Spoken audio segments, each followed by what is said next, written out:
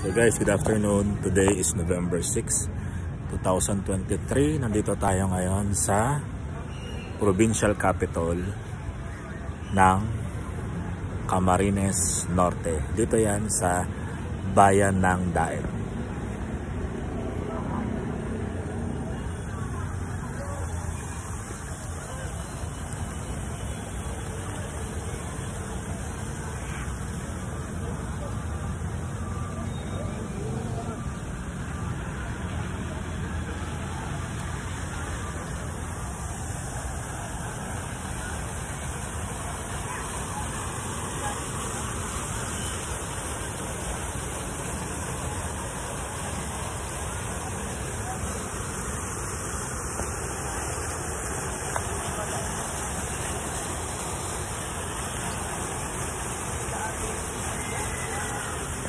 Siguro maganda yan paggabi.